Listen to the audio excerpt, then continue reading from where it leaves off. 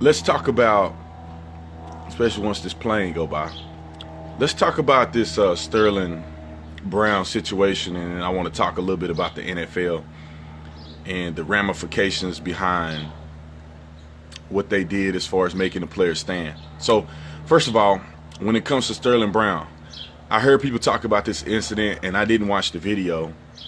I mean, it's so many videos out there, I just didn't watch it. So, some people brought it up to me, so I decided to take a look at it, and I was really, really disappointed in the way that Sterling Brown was acting. I was honestly hoping that this would be a situation that I didn't agree with the police officers on.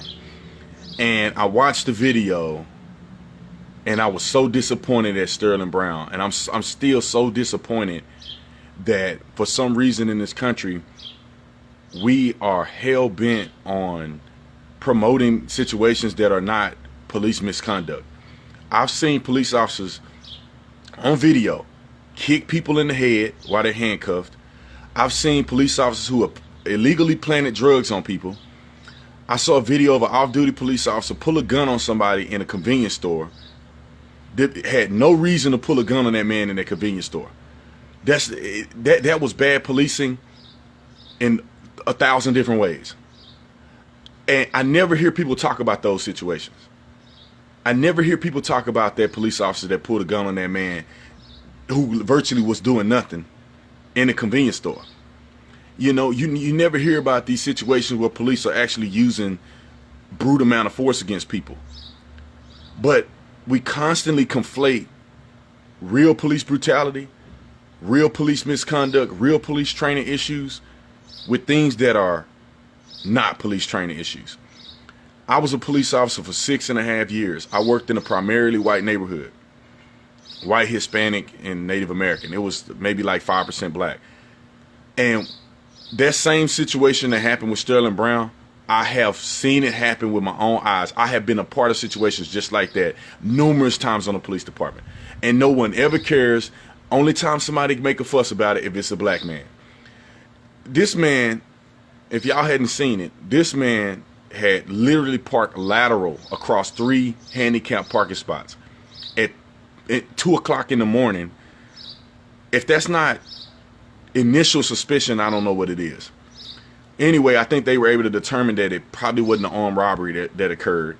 And they were looking for the guy to figure out what the heck is the person doing parking 3 lanes across in front of a private driveway. So the guy comes out, and Sterling Brown is about 6'6", 6'7", well over 200 and something pounds. And he comes out and he stands right over the police officer. You can see the body camera where he's so close to him you can barely see his face in the body camera. He comes up and stands right in the face of this police officer and trying to intimidate him. That's what he's doing. It's called being passive aggressive. He's standing in the face of this police officer trying to intimidate him. Then police officer tell him, "Hey man, back up." And if you know you in the face of another man and he tell you to back up, you understand what he really wants you to do. He wants you to get out of his face. But when you somebody like you're an NBA player and you've been raised your whole life to hate the police, you're going to be passive aggressive combatant. He don't back up like he's supposed to, so the officer uses his hand to say, let me distance myself from you. Sterling was trying to get back in the car and just say F the police officer and get back in the car. And then he's just being combative. He's being verbally combative. The police officer said, "Hey, man, what's your name?"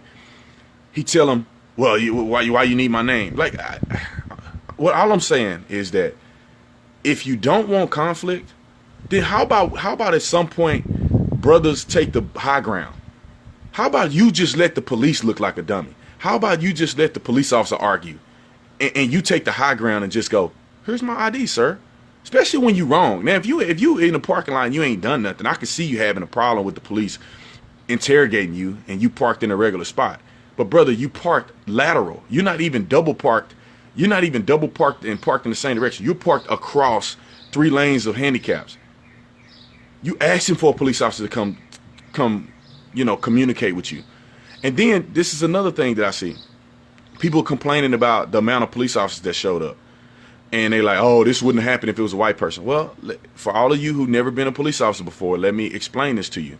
This is a phenomenon that I think that police should be more cognizant of, because we used to do this all the time on the midnight shift. If there's nothing going on at 2 o'clock in the morning and you hear one of your police officers say, I need assistance, and everybody else is twiddling their thumbs, everybody want to get to where the action is at. So 5 or 6, 7 police officers are going to show up. Now, good supervisors, they can identify that all of these police officers can escalate a situation. So most reasonable supervisors say, hey, we don't need all these people here. We need, hey, you leave. We only need 2 officers here. That's what a good supervisor will do. But people who may not be supervised correctly, maybe their supervisor wasn't there, maybe their supervisor wanted some drama, or maybe the supervisor kind of figured out who they ran over the air, and they figured that they need a whole bunch of officers there just in case this 6'6" dude wanted to start a fight with somebody. But regardless, that's one thing that I think that they could have improved on, is like, if this guy's not an immediate threat, then send some of these people back, because 6, 7 people being here, there's an emergency somewhere else. It's a superfluous thing.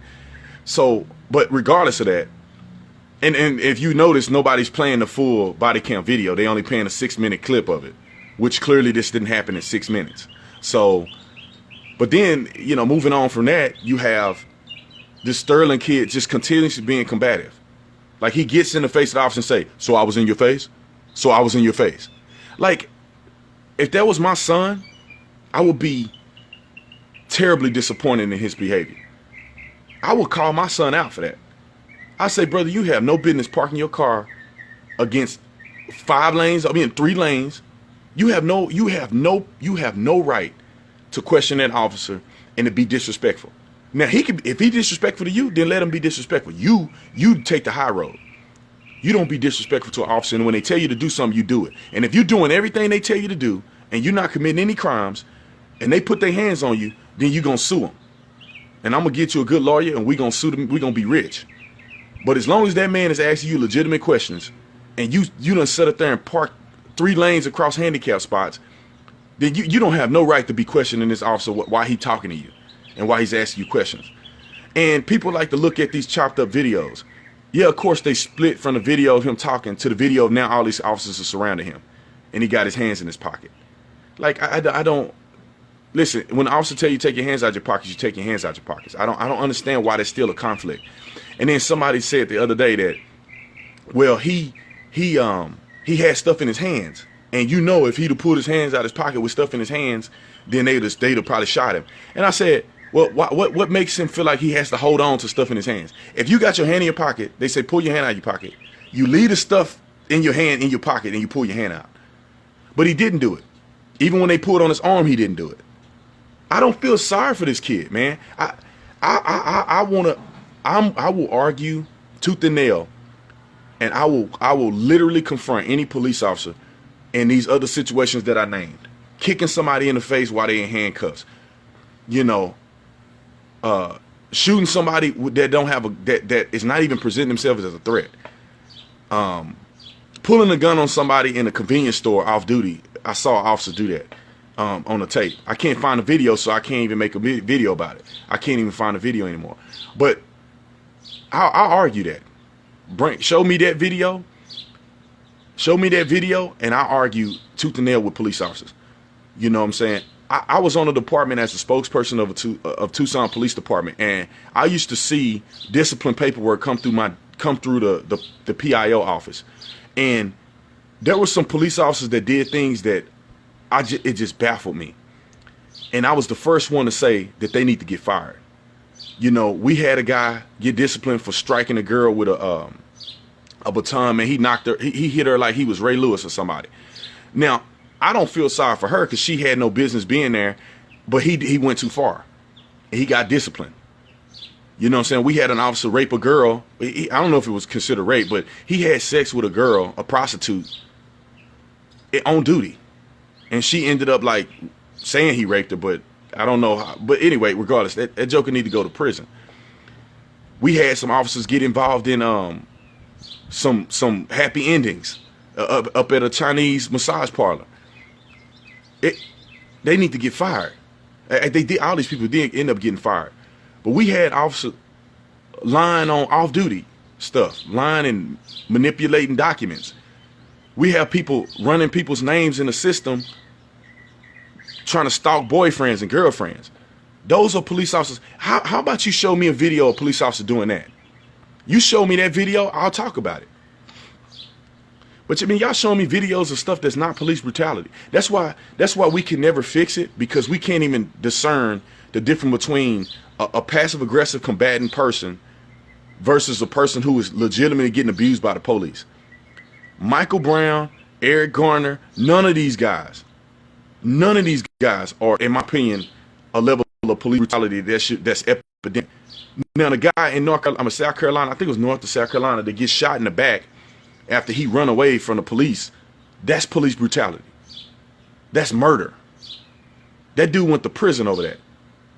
You know, like the guy, I think they should charge that off-duty officer who pulled his gun out on that man in the convenience store. I think he needs serious discipline, or he should be fired, because no person deserves to have a gun pulled on them when they're literally just buying cigarettes. And just because you are oblivious officer and you can't discern whether or not this man stole those cigarettes or he paid for them, and your first thought is to pull your gun out on somebody, you probably don't need to be a police officer. There are plenty of situations of bad police officers, but it seems like in the media we only cover the ones that involve black people, even if it's not even bad. If it's a black person, it's considered bad. And nothing happened to these officers. You know what I'm saying? I think that police department shouldn't apologize for using the taser on. They shouldn't apologize for using the taser. You don't apologize. I think that they could have justifiably used that taser. Do I think it was the best decision that they could have made? I really don't know what he was doing while he was laying on the ground. I'll tell you this, as a police officer for 6 years, I never used my taser. If I need to put my hands on you, I'm gonna put my hands on you. I don't need to tase you.